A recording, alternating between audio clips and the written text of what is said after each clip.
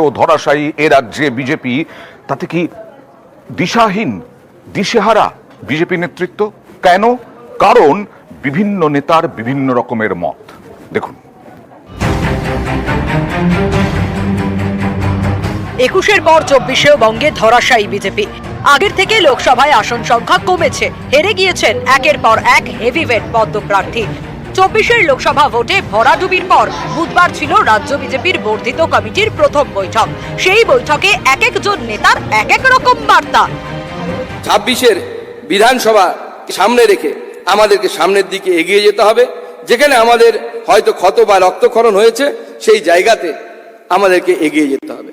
ভারতীয় জনতা পার্টির সাংগঠনিক দুর্বলতা, নেতৃত্বের ব্যর্থতা এসব পরে হবে।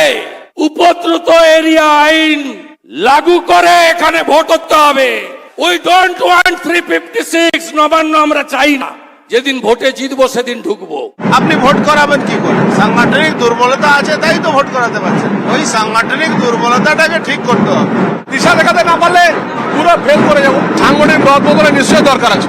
কোন ব্যর্থ মানুষকে, ব্যর্থদেরকে সবাই দেখতে পছন্দ করে না,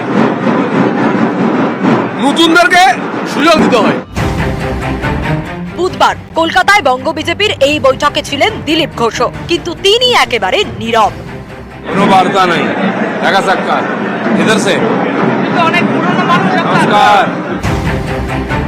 কিন্তু এই দিলীপ ঘোষই 24-এ বঙ্গ বিজেপি ধরাশায়ী হওয়ার পর সবার আগে সুর চড়ান। রাজনীতিতে চক্রান্ত, কাঠিবাজি, এটা রাজনীতির অঙ্গ। আমি সেভাবেই নিয়েছি। আমি পুরো পরিশ্রম করেছি, কিন্তু সফলতা আসেনি। রাজনীতিতে যা হয়, সবাই কাঠি নিয়ে ঘুরতে থাকে। কিন্তু বেশ কিছুদিন ধরে দিলীপের মুখে প্রায় তালা। এদিন বৈঠকেও তিনি নীরব। বিজেপির টার্গেট এখন 2026। তারা চায় বাংলায় বিজেপির সরকার গড়তে, কিন্তু সেটা কোন পথে? এ নিয়ে কি বিজেপির নেতারাই দ্বিধাবিভক্ত? তাই কি এক এক নেতার গলায় এক এক রকম সুর? যখন একটি রাজনৈতিক দল হারে, তখন এই ধরনের বক্তব্য আসে। কোন দলের সংগঠন দুর্বল না শক্তিশালী, এটা বোঝার একটাই উপায়, সেটা হচ্ছে যেদিন ক্ষমতায় আসবে সেদিন দল সংগঠন শক্তিশালী। যতক্ষণ না ক্ষমতায় আসছি ততক্ষণ সংগঠন দুর্বল। ক্ষমতায় এসে গেলে সবাই বলে হ্যাঁ দারুণ শক্তিশালী। সংগঠন ভোট জেতার কাজে মাত্র 25% লাগে। বিজেপি সংঘবদ্ধভাবে তৃণমূল কংগ্রেসকে যতক্ষণ না পর্যন্ত আমরা এই রাজ্য থেকে উৎখাত করতে পারছি রাজনৈতিকভাবে, ততক্ষণ পর্যন্ত আমাদের এই সংঘবদ্ধ লড়াই প্রয়োজন। বিজেপি একটা অদ্ভুত সার্কাস পার্টি। আদি বিজেপি বনাম তৎকাল বিজেপি, দিলীপ বিজেপি বনাম সুকান্ত বিজেপি। ব্যর্থতার পর কাদা ছোঁড়াছুঁড়ি তুঙ্গে উঠেছে। নিউজ 18 বাংলা।